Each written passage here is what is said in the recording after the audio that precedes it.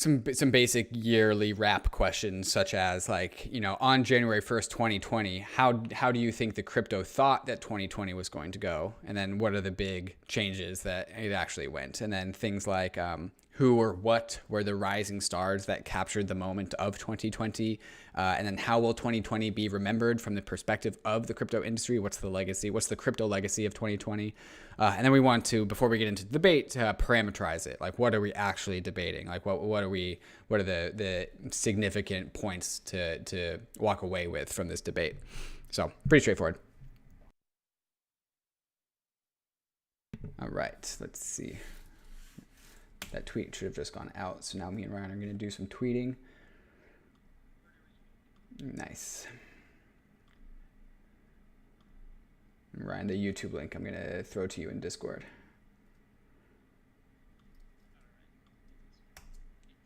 Yeah, you want it in Discord? I can. Okay.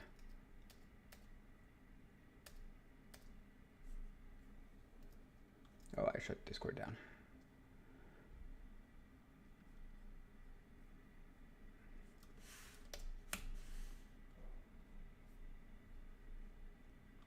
Okay, so we have a five minute countdown window. I'm going to put that up, which means we are committing. And then we're going to have a round of sponsors, so like 2 minutes of sponsors. We already have it recorded. So that means that we are 7 minutes out from going live.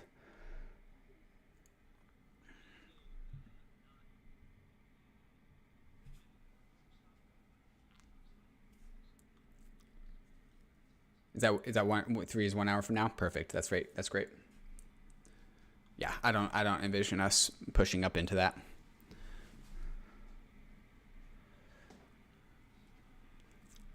Really? 19.8? Oh, we touched not we. Well, Bitcoin touched 19,800 like a couple of weeks ago. Yeah, I was about to say, what was the real purpose of this comment?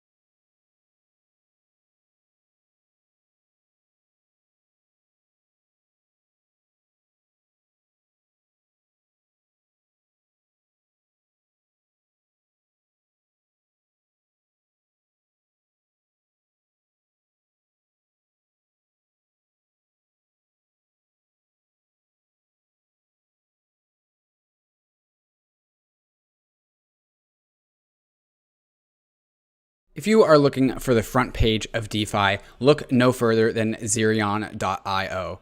Zerion is your home base for managing your DeFi portfolios. Zerion offers a central place for you to engage with all of the DeFi protocols and assets that you engage with on a daily basis, but all in one central spot. Here you can see I've loaded up a wallet, and Zerion is giving me the portfolio performance of all the assets in this wallet over time, as well as a breakdown of all the assets that I own, as well as all of my transaction history that I've ever done in an easy to view fashion. Zerion also lets you invest right into DeFi's best yielding financial opportunities right from their homepage.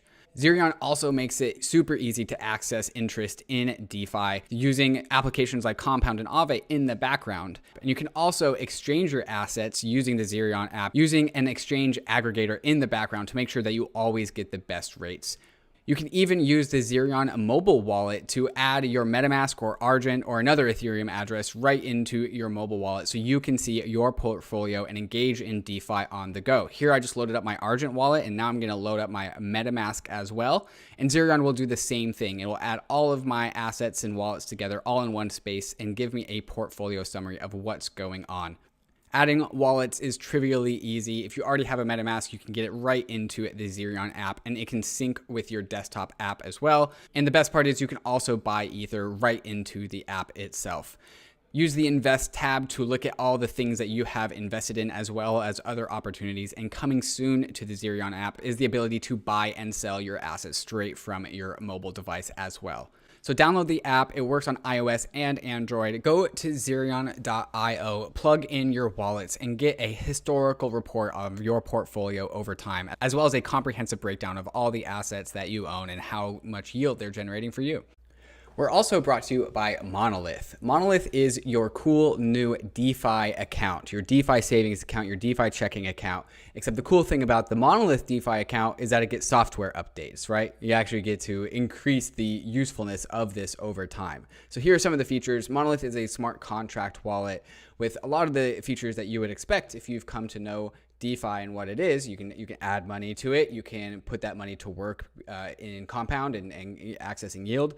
But you can also swap through Uniswap. What was cool with MONOLITH is that they will send you a very sexy MONOLITH Visa card that connects to your MONOLITH smart contract wallet on Ethereum. So it's a really awesome tool to live a bankless life with a savings account that gets software updates. So this is something that you're never going to find out in the real world, but you can still do real world things with real money, like buy your groceries. So that's just fantastic. Coming soon to MONOLITH, actually already here to MONOLITH, is now you can buy DAI and get it sent to your wallet directly, right? So it's also being an on-ramp. So you don't have to go through your centralized exchange like Coinbase or Gemini or wherever. You can just go straight from your bank account right into your MONOLITH checking account smart contract wallet. So check them out at monolith.xyz.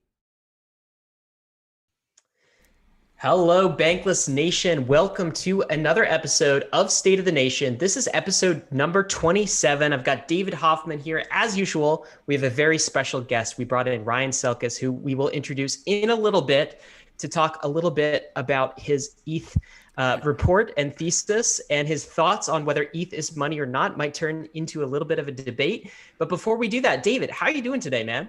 Doing really good. December is my favorite month of the year for a whole bunch of reasons, and particularly because crypto prices seem to do interesting things in December, which is what we are seeing.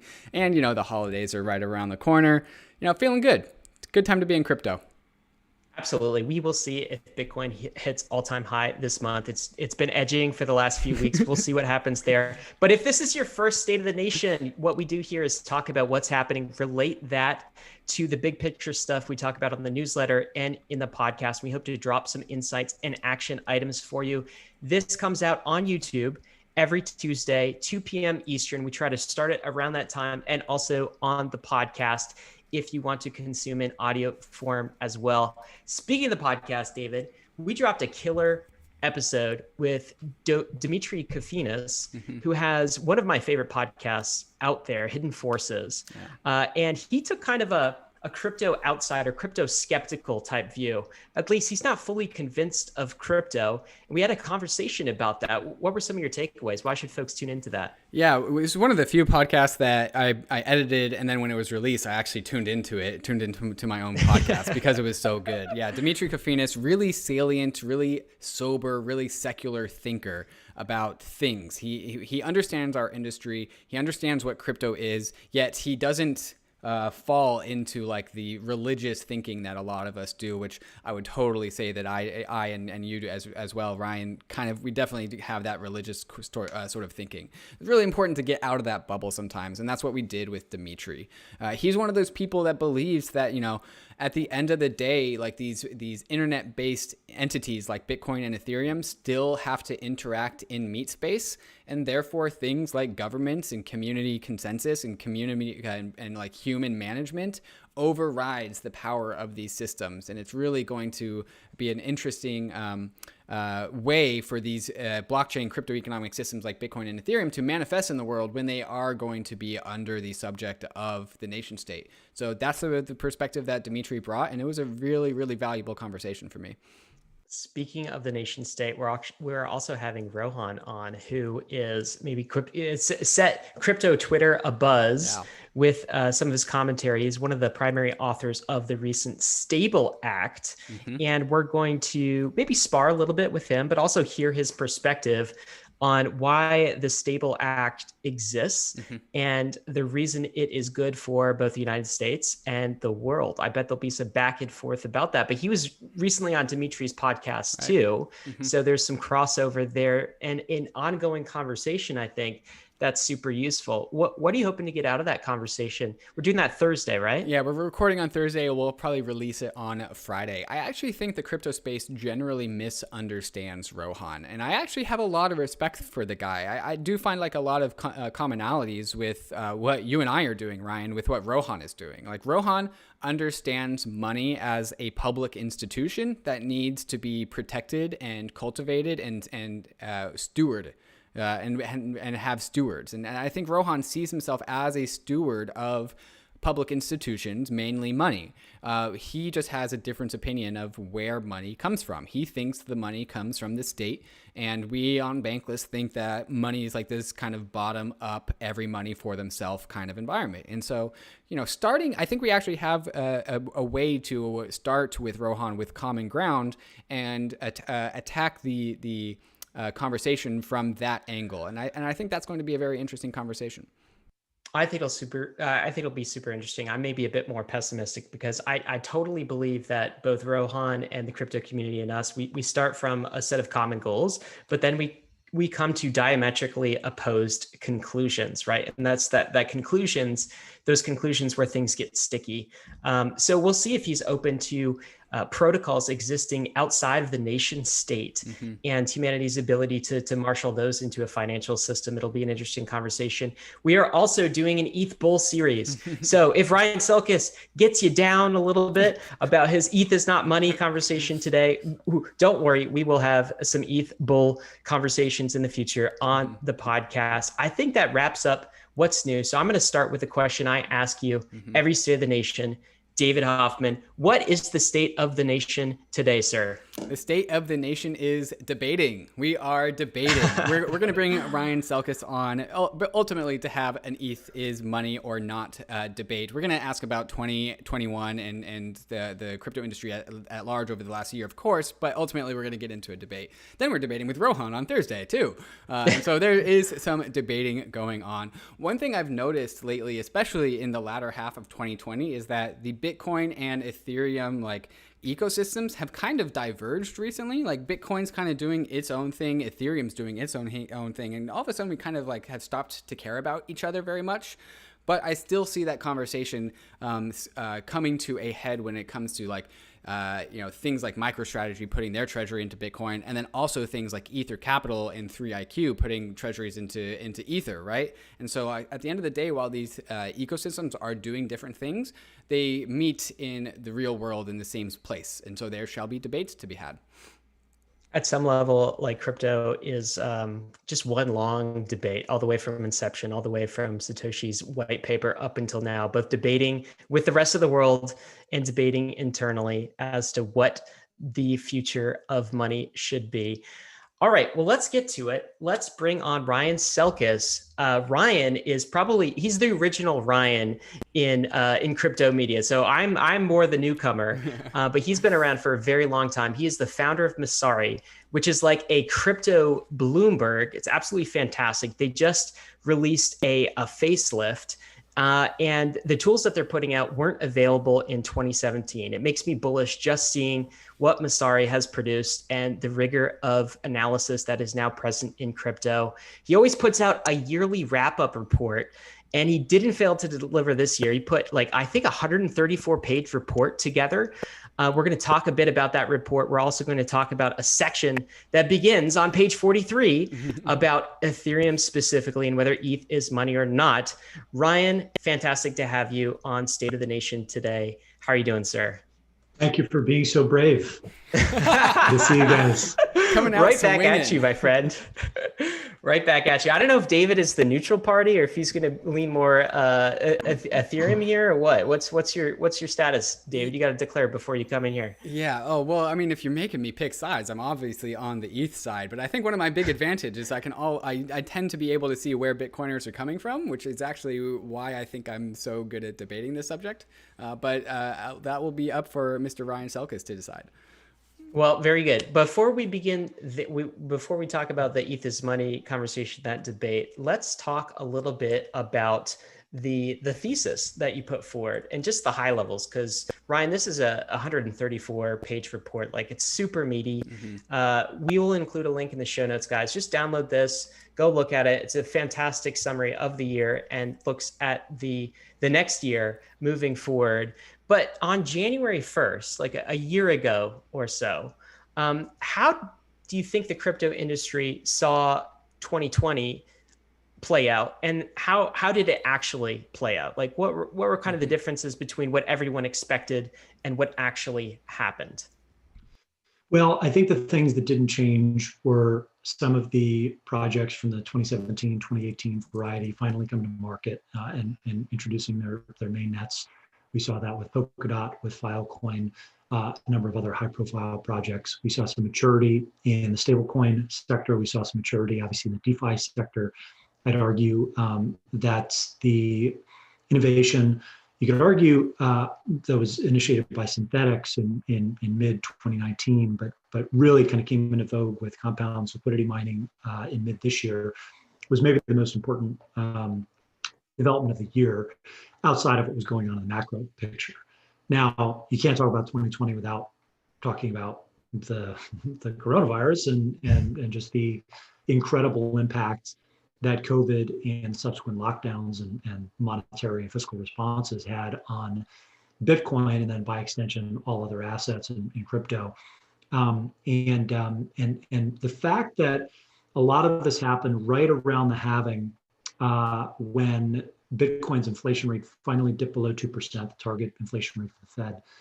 I think it was incredibly fortuitous from a narrative perspective. And of course, the trillions upon trillions printed and the record-setting, negative yielding debt has certainly played a large role in that narrative taking off. With Ethereum, it's really all been about when's ETH 2.0 going to come online. And are we actually going to see this anytime soon? Have the developers actually got a credible path to bringing this upgrade to fruition, and how smoothly is that transition going to go? Because we are talking about essentially a brand new blockchain in ETH 2.0. So in some respects, I'd say the year is ending about where most optimists would have put us at the start of the year in terms of development, in terms of Bitcoin kind of leading the charge from a macro narrative standpoint, and then Ethereum actually hitting its first milestone with the Beacon chain launch. How about DeFi, Ryan? Was there a surprise there? You kind of alluded to it a little bit when you were talking about synthetics. I don't know that there was a surprise. The surprise was the velocity at which it took off. And unlike ICOs, which were really kind of manufactured bubbles to a certain extent, there are some similarities, but I'd say unlike ICOs, liquidity mining has a credible argument for pulling forward demand versus just creating a bunch of speculative fervor, right? The problem with Compound, the problem with some of the other DeFi applications that were early to embrace liquidity mining is that participating in those protocols as a user was kind of like picking up pennies in front of a steamroller. Because you're taking all sorts of idiosyncratic risk, you're taking principal risk with the underlying assets, and for what? To earn a couple of points of marginal return, you're better off just waiting for the market to play itself out and for these speculative assets to hit their next cycle of growth. And it's kind of this chicken and the egg problem. DeFi, I think, exploded because you were able to give people a credible path towards these protocols and their native tokens actually capturing value in the form of fee markets. And so you kind of had your cake and ate it too when you're actually participating in these protocols, both from a yield standpoint and then from a stock option standpoint, almost, if you're to kind of make the analog to public companies. And I think that sweetener, that returns juicer, was the difference between slow and steady growth and what we saw over the summer, which was a tremendous pop. Ryan, I'm curious because I know you pay attention to the coronavirus more than the average individual, and you all already said that, like, one of the big legacies of 2020 is the coronavirus, and specifically the relationship between the money printer and Bitcoin, and just the cascading effects of the value of Bitcoin increasing as a result of the money printer, and the net positive effects for the rest of the ecosystem. Taking that variable out of the equation, do you have any opinions as to how the coronavirus impacted the Ethereum ecosystem?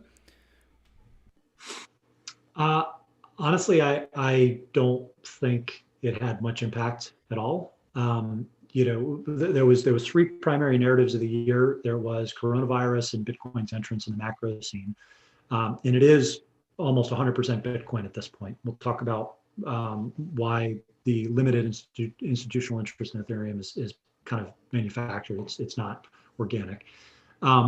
The second was just, would Ethereum get to phase 0, which they did. So I think that's the biggest milestone for Ethereum. And then alongside that, which other blockchains came online that had credible pitches for siphoning off some demand, some applications from the Ethereum blockchain. And then the third was DeFi. I would put everything else into like the very distant 4th, 5th, 6th place, like also ran category. So there's interesting things going on in non-fungible tokens, and some of the early Web3 applications and the like, but far behind those 3 mega trends for the year. Who or what would you say captured the moment of 2020 in our industry, either in the greater industry or maybe specifically inside of Ethereum? Well, I think if we're going to go off of those 2 or 3 mega trends, I'd say we put out a list of 10 people to watch. On the Ethereum side, it's Danny Ryan as much as it is Vitalik, him for being the central coordinator and really kind of the figurehead that's led this massive upgrade so far and helped to shepherd the right resources and actually hit the milestone before year end.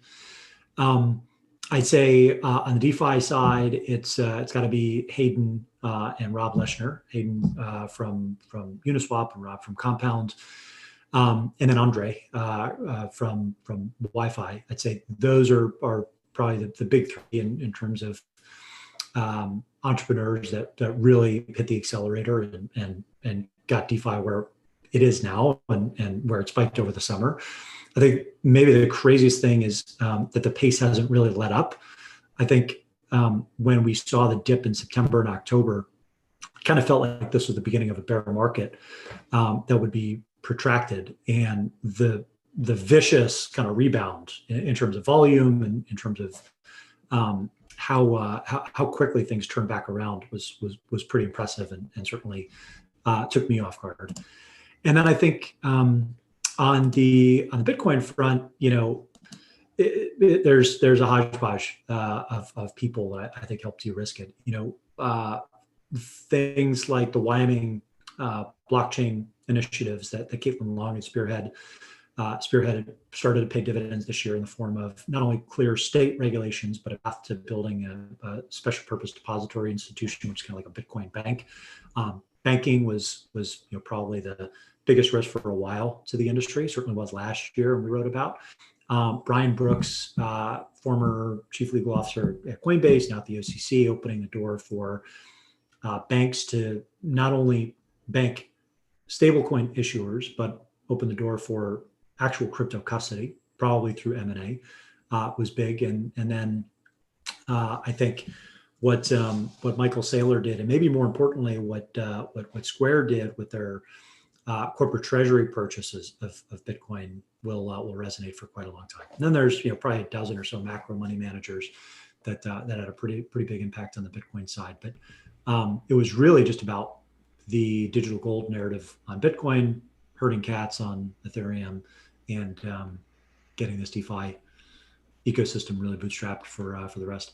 What's kind of interesting, I think, about the list that you guys put out, Ryan, is a lot of folks on the Bitcoin side are all kind of wearing suits, right? These are almost like Bitcoin bankers, essentially, right? Even you mentioned SBF, who came out of nowhere with an entire new custodied exchange with derivatives, all of these things. On the Ethereum side, it's these DeFi protocol developers who, if they are successful, essentially remove themselves from the protocol entirely, like Hayden Adams, whom you mentioned, right? Like the goal for Uniswap is that Uniswap turns into a protocol and we don't need Hayden anymore. It becomes completely decentralized.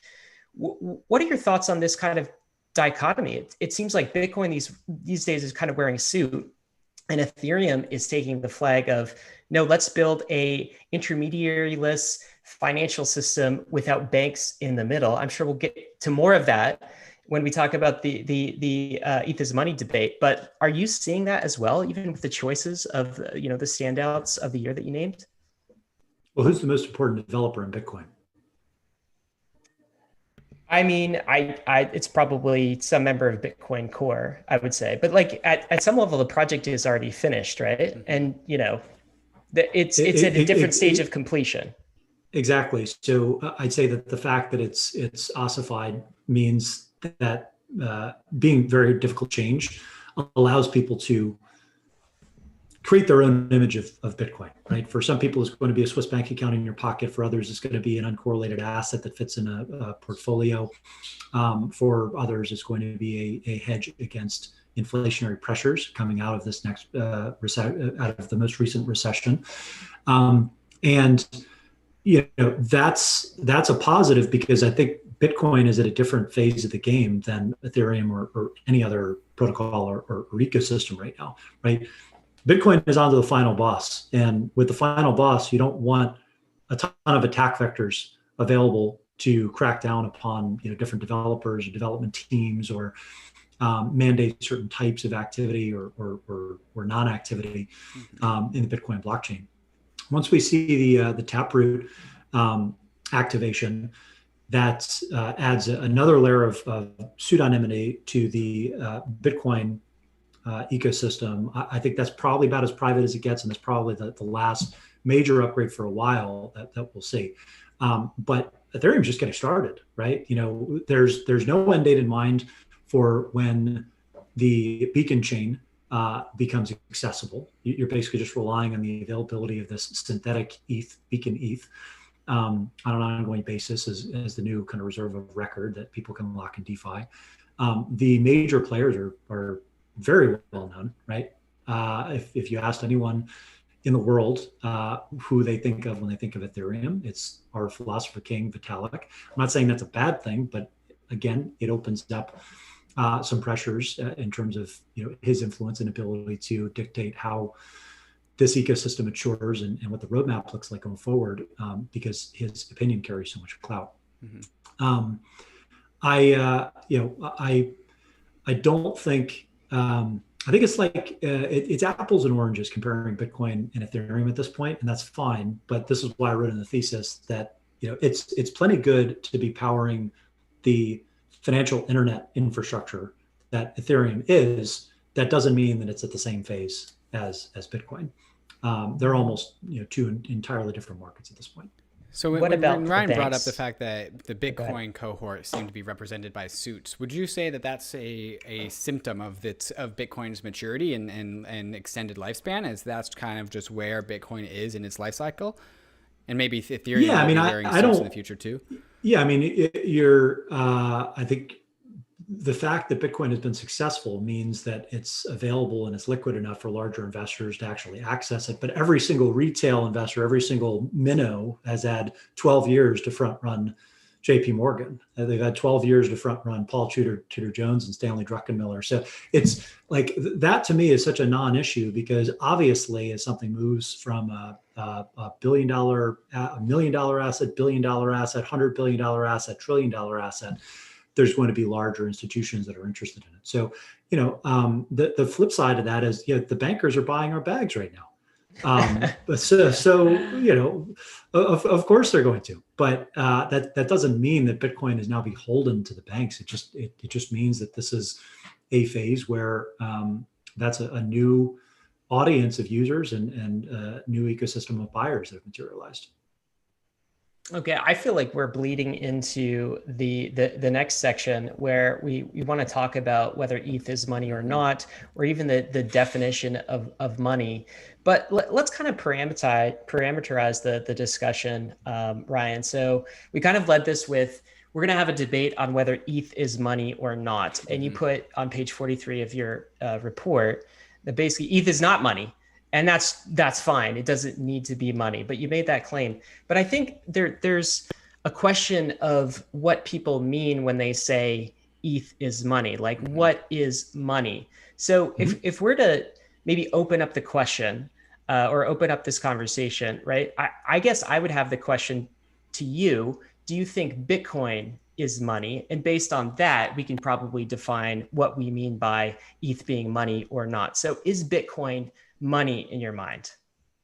I don't think either of them are money in the traditional sense, right? They're commodity stores of value that are used for two different things right now. Bitcoin is primarily about the store of value use case, secure financial settlement of large savings accounts, basically, right? So I think the Swiss bank account in your pocket is true for better or for worse.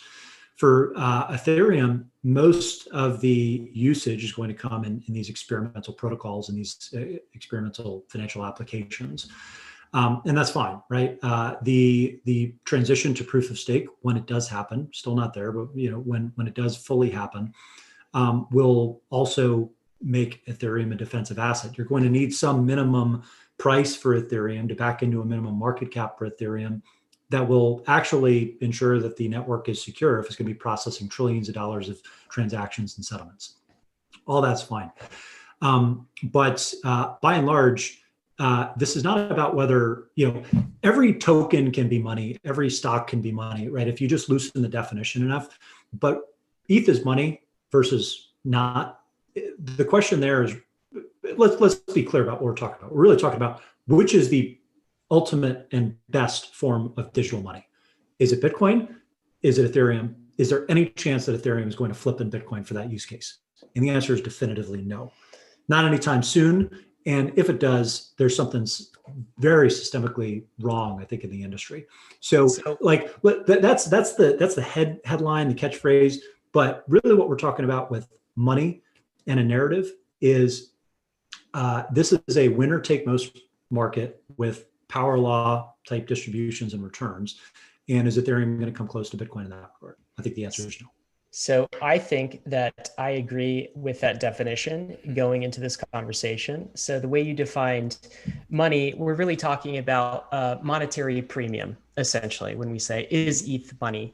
And what we're talking about in this conversation is whether ETH can accrue a monetary premium that exceeds Bitcoin's monetary premium. But of course, both of these assets are not money in the traditional sense, where they are used as a universal, medium of exchange and unit of account, and then also a store of value. They're more on the store of value side, and they're dipping into the unit of account, medium of exchange portions. So I think with that as the foundation, the context, we could get into into the conversation in your like 10 points about whether ETH will actually flip in Bitcoin.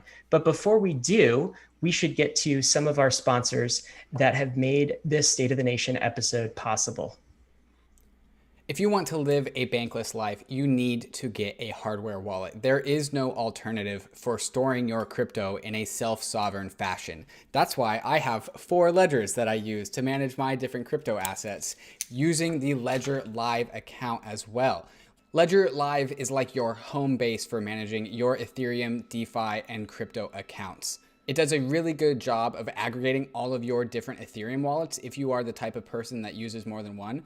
But you can also add other cryptocurrencies like Bitcoin or Cosmos or whatever your preferred blockchain is. And then it will display an aggregate portfolio of all your accounts at the main page. One thing that Ledger is doing a really good job of is enabling all the money verbs that me and Ryan talk about with the Bankless Skill Cube enabled in the Ledger Live app. So right now in the Ledger Live app, you can buy, sell, lend, swap, and stake your crypto assets, which is doing a really good job of fulfilling all of the money verbs in the Bankless Skill Cube. Something that's new to Ledger Live is Ledger Swap, where you can swap assets one for another directly inside the Ledger Live application, ensuring trustlessness in your financial activity on Ethereum and on Bitcoin. If you want to learn more about what you can do with a ledger, go to the blog post, The Power of Ledger Live on the Ledger website, where they share some of the more advanced things that you can do with your ledger that you might not have known about. There's a link in the show notes that will take you to the Ledger shop where you can get your preferred Ledger hardware wallet. I personally like the Ledger Nano X, but I also have both. They're both great options. When you own a ledger, you own your own assets in the way that they have been designed to be held by the user and the user alone. So go get your ledger today to make sure that you are as self-sovereign as possible. The Bankless State of the Nations are brought to you by YEARN. YEARN is DeFi's first self-building community-run project, which I just get really, really excited about. YEARN is a system that seeks out yield in DeFi, and it does that in a number of different ways. A very aggressive way is with the vaults, where you can deposit your preferred asset of choice, and different DeFi experts will come in and generate a strategy for what to do with your deposited token, right? And so it'll go find ways to get yield in that deposited token in DeFi. For those who want to just earn yield on their stablecoins, the EARN system is for you, where you can deposit your preferred stablecoin and YEARN will go and figure out which money market on DeFi in DeFi is producing the best interest rate, whether it's DYDX, it's Compound, or Aave. It looks around DeFi to see where the yield is coming from, and it directs stablecoins automatically so you don't have to. Check them out at yearn.finance to get started, and also check out the stats page to see what other people are doing as well.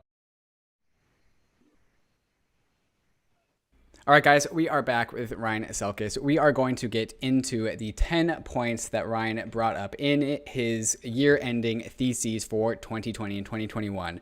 Ryan brought up 10 unique points, and we're going to go through them one by one, starting with history.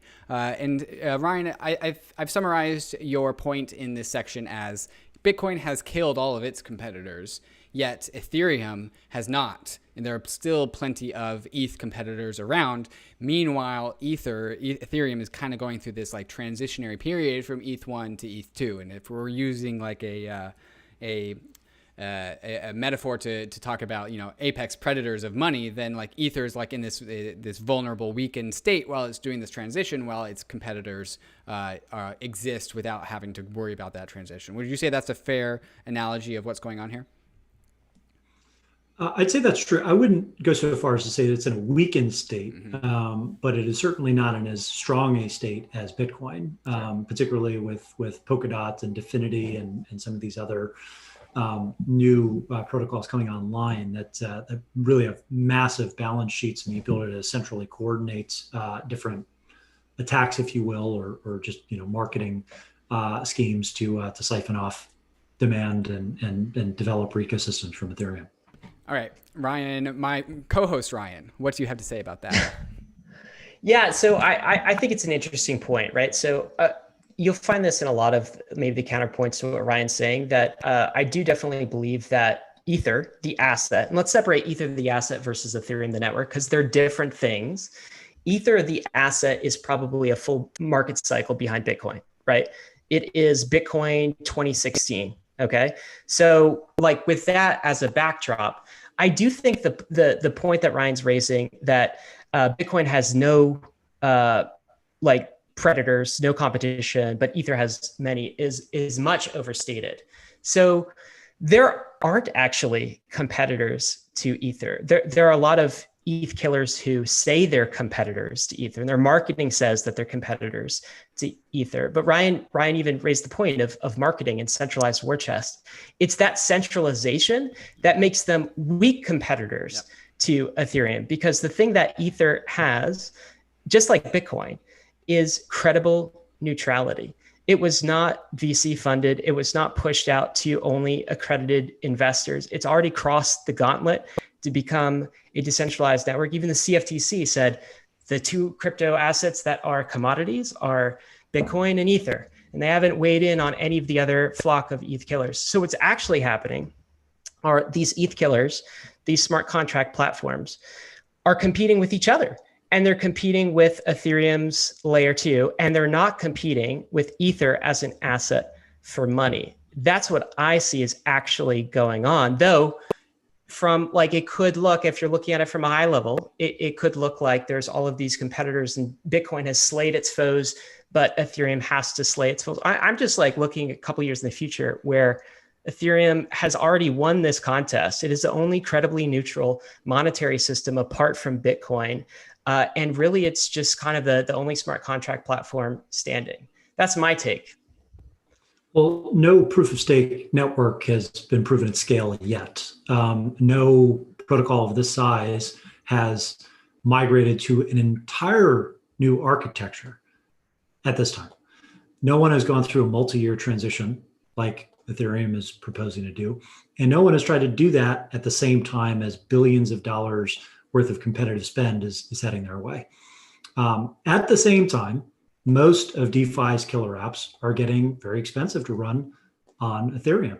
And if you're going to need to set up infrastructure to support Ethereum rollups or layer 2 applications, there's going to be a lot of teams that spend the same amount of time and energy on interoperable solutions to other base layer chains. So the infrastructure is going to be built. You said Ethereum is a market cycle behind Bitcoin. The truth is, all of these other Ethereum-like platforms are not a full market cycle behind Ethereum, because Ethereum is in some cases running in parallel as the established lead horse and as a brand new blockchain that's unproven.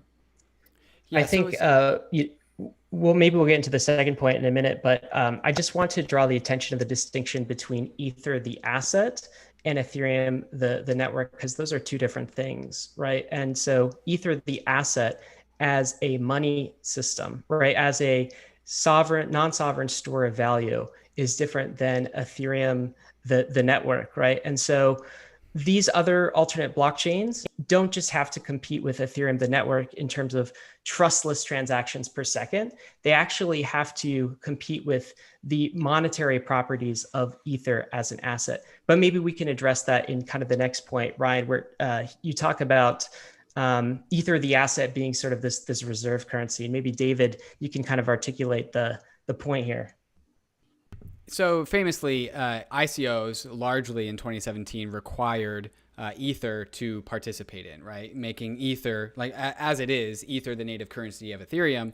Ether was really heavily used during ICOs to make investments, right? And that was kind of the big thing about why Ethereum was so cool in 2017. The claim here is that, the reservation demand in 2017 for Ether was really, really strong. And that's why Ether was able to pump up to $1,400 in December of 2017.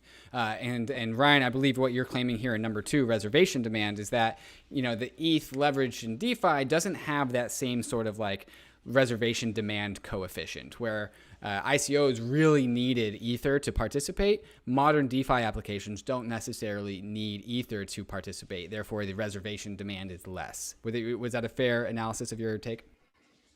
Well, I mean, let's be clear. Bitcoin was the reserve for crypto exchanges as well in 2017. Both lost their reserve status for applications that would be better suited with stablecoins. And in fact, stablecoins grew 5 times this year to I think close to 27 billion now in total supply. So whether you're talking about DeFi, whether you're talking about exchange settlements or any payment application, stablecoins have really eaten into that reserve demand for both assets, to be fair. What's different is that Bitcoin has basically entered the institutional conversation as an uncorrelated asset and a speculative sort of value that should outperform gold in a gold investor's portfolio. So there's a new reserve demand for Bitcoin. It's from a new market. You might not like that it's bankers and institutional investors, but there is no such demand for Ethereum that replaces its previous reservation demand for ICOs. Ryan, Yeah, I think that's it's an interesting point, and I totally agree with your characterization of both of these assets competing at some level against stable coins. But I think that Ether as an asset on Ethereum is still irreplaceable. Even if you had, stable coins and, stable coins really took off and went mainstream. And the reason is because Ether, the asset, is the only trustless, trust minimized form of collateral on Ethereum. So Coinbase, Circle, they can do a timeout, they can do a pause, they can stop USDC. They can't do that with a Ethereum native crypto asset like Ether. So if you want to build something that is trustless, a protocol that is maximally credibly neutral, if you're trying to build a Uniswap, you can't have the reserve currency of Uniswap be something like USDC. You could maybe have it be a stable coin that is Ether backed, right? And have a pure kind of, stable asset, bearer instrument on Ethereum. This trustless collateral of Ether, this like on Ethereum, is the part that I think a lot of folks miss. And it's why Ether is irreplaceable on Ethereum. And I think we'll get back to that point about outside banker demand, right? Where right now institutions are clearly demanding Bitcoin. Again, I think Ether is just a cycle behind, right? This idea of Ether as an internet bond is going to take off. I think these same companies that are putting Bitcoin on their balance sheet will put Ether on their balance sheet eventually. And in the meanwhile, I do think Ether's reserve status as 8% locked in DeFi right now, 5 to 10% in the future are going to be locked in staking. It has a lot of sinks native to its own economy that will propel scarcity and price forward. Thoughts on that? Well, I mean, it seems that the market is speaking that the best collateral asset for DeFi is actually Bitcoin. If you look at the wrapped Bitcoin chart, I don't think that Ethereum has got the special position that you think it does as a reserve asset for these ecosystems. And the market has more or less spoken. In the beginning of the year, there was less than 10 million in wrapped Bitcoin. On Ethereum, now there's 2.25 billion. And since yield farming started earlier this year, it was about 35 million, again, 2.25 billion today. So that's about 100x, depending on what your starting point is. Ethereum's price certainly hasn't appreciated that quickly, and the Ethereum collateral locked in DeFi hasn't been anywhere close. Hang on. So I can tell BTC, David wants to jump in here. Yeah, the BTC on Ethereum and the BTC in DeFi are different metrics, and I don't know the details or the nuances behind the metric that DeFi Pulse puts onto their front page. But according to DeFi Pulse, Bitcoin in Ethereum in DeFi specifically capped out at $173,000, which is a very low number. So BTC tokenized on Ethereum as maybe using Ethereum as a ledger of sorts is not the same thing as BTC pushing out Ether as collateral in DeFi. And those are those numbers are telling very different stories. Yeah, I mean, well, we can put two together, right? If that's where all the value is coming, that value is coming from the Bitcoin blockchain in search of yield. And where's that yield going to come from? It's going to come from either making markets on decentralized exchanges or in providing liquidity for lending and derivatives protocols. So look, we're talking about months here where this is going to come to fruition, but the fact that there is that much of a collateral asset coming onto Ethereum, it's no different from the ERC 20 stablecoins. So if you're going to say that, Ethereum is the only, credibly neutral, permissionless assets that is available for collateral, that's simply not true, or at least it's not going to be true in a matter of months going into the new year. Of course, BitGo can press the stop pause button on anything that's WBTC, right? But that aside, I actually think that what you just said, Ryan, is uber bullish for Ether, the asset, because if Ethereum is maximally successful, if it becomes the gravity well for all assets all over the world, and they all end up on Ethereum, that is uber bullish for Ether, the asset. When we start talking about like Ethereum scarcity engine, EIP 1559, where every single Bitcoin like WBTC wrapped Bitcoin transaction on Ethereum actually makes Ether, the asset, more and more scarce. I guess the concern for Bitcoin is essentially, what if it ends up with a chain that is kind of empty of its assets, right? Like low transaction fees. What's that going to do for security? So some of these, like, I guess, weaknesses that you're seeing, I actually think are strengths on the Ethereum side. But I'd love to get to your third point, because this is really interesting. I will not dismiss the fact that now Bitcoin has had massive amounts of institutional demand this year. It absolutely has, with MicroStrategy, Paul Tudor Jones, all of these things. It's being stacked on the balance sheet. But you called Ether demand in institutions a mirage at this point. What makes you say that? Well, almost all demand from institutions right now for Ethereum is specifically related to the Ethereum investment trusts at Grayscale. And the reason there is staggering demand for that product right now is because there is a mismatch between where institutional investors can purchase shares of the trust at the net asset value on a given day, according to a 4 p.m. timestamp, and where they can resell it in 6 months due to the illiquidity of the rest of that supply.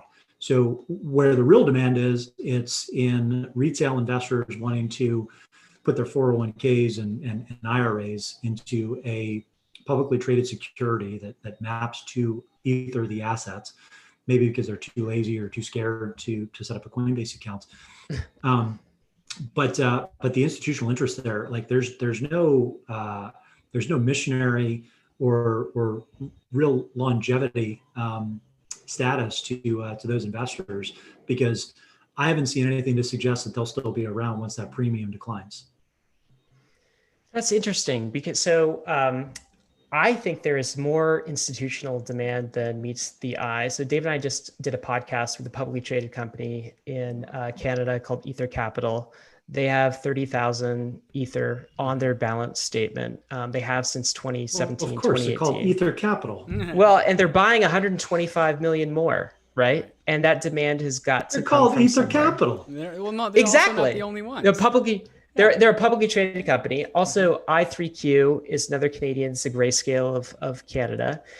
I think that what is happening here is, again, back to that idea that Ether is just one cycle behind. We didn't see any of this institutional demand back in 2015, 2016. It was kind of where Ether is today. Mm-hmm. And Bitcoin is being like a great big brother and introducing digital scarcity to the masses and to the institutions. Once they get their mind wrapped around like digital scarcity and this concept, they're going to come back for more, and they're going to come back for Ether as a monetary asset, particularly when they start to grasp this idea of an internet bond, a productive yield-bearing instrument that is also digitally scarce. So I think what we're seeing is just I guess a snapshot in time, and that this will play out, that Bitcoin has already done all the hard work, and now Ether, by the way, the only other asset that the CFTC has ruled as a commodity, we'll just ride those rails into institutional adoption, and that'll start this cycle. Mm-hmm. By the end of this cycle, there'll be a lot of institutions with Ether on their balance sheets. Right. Yeah. The thesis, the idea is that Ether is one cycle behind Bitcoin, but it's actually at an accelerated place in comparison to where Bitcoin was last cycle, because it's already having the balance sheet conversation. Although it's being forced by Bitcoin, we're still having it. Ethereum is a capital asset getting bonded to the proof of stake chain. It's not actually that interesting to investors that like bonds, nor is it that interesting to investors that like cryptocurrency exposure, because they can get the uncorrelated asset in Bitcoin And if they're going to look for yield, they're not going to want to take principal risk in an asset that's as volatile as Ether. So, really, yes, is it important that this proof of stake transition is happening and that there's some rewards and some seigniorage for the investors that are going to take that financial risk and do the work to actually process these transactions? Of course, but it's otherwise inferior on both other axes when it comes to institutional money managers and their interest in accumulating the asset. Said another way, once the premium comes down for the Ethereum trust, I'll believe it when I see it when it comes to institutional demand. And maybe there will be some, but it's not going to be anywhere in the same ballpark as Bitcoin anytime soon. Fair enough, Ryan. Let's move on to probably the last point that we'll be able to get into. I know you have a hard stop at the top of the hour, which is in 3 minutes, but this one's important in my mind. Narrative complexity, which I summarize as the Bitcoin thesis. The Bitcoin narrative is really easy to grunt out, doesn't take too many words. But the Ethereum thesis, the Ethereum narrative takes some explaining. Maybe you can elaborate on that. Well, Bitcoin is digital gold that is secured in a global censorship-resistant ledger. And it's much, much easier to self-custody than physical gold. One sentence. If you're talking to a macro money manager, you can say this is an uncorrelated asset that has outperformed every single other assets, and it belongs in every portfolio, at least a 1 to 2% allocation. Fine. With Ethereum, you're really talking about technical innovation. You're talking about all the experimentation that's happening on Ethereum. You're talking about all of the financial applications that can drive value and long-term growth in these money protocols, but it's much more abstract because you're talking about replacing banking and lending and all of the legacy markets infrastructure, and then you throw on things like new asset creation and digital assets and ownership over data and all the other kind of emerging Web3 applications that are part of the same pitch. And yes, as a settlement layer for value sounds interesting, but again, you can do that with the protocol. It's not asset specific. The asset is used to secure this protocol that's going to displace a bunch of traditional applications. Whereas Bitcoin is really all about the asset, and it's just the tech and the game theory behind it that makes the asset work. I guess my response. Go ahead. Oh, go ahead, David. I was just going to go for it. My response to that is to ask the question, what can you do with Bitcoin, right? What can you do with it? You can hold Bitcoin. That's what you can do on the Bitcoin blockchain. And maybe you can transact it, right? But when all of the whales and the Bitcoin banks start using Bitcoin, you're not even going to be able to transact it for a fee that makes sense, right? Those are the two verbs that you can do on Bitcoin. On Ethereum, it has so much more surface area. So you can hold, you can transact, of course. You also have an economy of stable coins, an entire trading economy built up over the last year on Uniswap. You have NFTs. There are all of these different vectors for people to enter Ethereum that Bitcoin simply doesn't have. Bitcoin does have a better meme. I'll grant you that, right? Digital gold, okay. If I buy Bitcoin to hold, I get that, right? But you've got an entire digitally scarce economy that's building up over on Ethereum right now, and all of these various ways to enter. We're just talking to the Gods Unchained CEO and founder, and people are buying Gods Unchained cards that have no interest in crypto, but they're gaining exposure to these Gods Unchained cards and then Ether.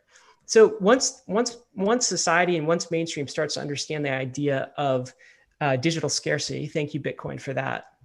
And once this decentralized economy gets unleashed, right, it's going to feed into demand for Ether as an asset. So the surface area that you're talking about is, I think, a strength of Ethereum because it allows all of these various places to enter. Sorry, David, I jumped in before you could. I don't know if you... No, go for it. I know Ryan has to run to a meeting here, so I'll let him get the last word. Well, most of the applications that you just mentioned actually aren't really that compelling to do on Ethereum right now because of the state of the fee market. And most of the scalability is going to come on layer 2 chains, same as Bitcoin. So it's really no different. I would say the diversity of applications that are tied to Bitcoin, anytime soon, any time period that you're talking about, I think it's going to be much lower than Ethereum. But in terms of scale applications, money is the biggest market that you could disrupt in the world. Bitcoin's got the lead there. Ethereum, plenty of other opportunities. It's just never going to be money. Well, Ryan, thank you for coming on the show and sharing your theses with us. If you guys are looking for a way to understand all of 2020 in just a short 70 plus or 130 plus page report, check that out at Mazari. We'll get that linked in the show notes. Ryan, thank you for coming on and giving us some of your time. Thanks, Ryan. Thanks, guys. It was fun. Cheers. Take care. All right, Bankless Nation, that is the end of our episode. As always, risks and disclaimers. ETH is risky, so is crypto, so is DeFi. You could lose what you put in, but we are headed west. This is the frontier. It's not for everyone. ETH is money. See you later, guys. Are we adding that to our sign off in the future? All right, goodbye.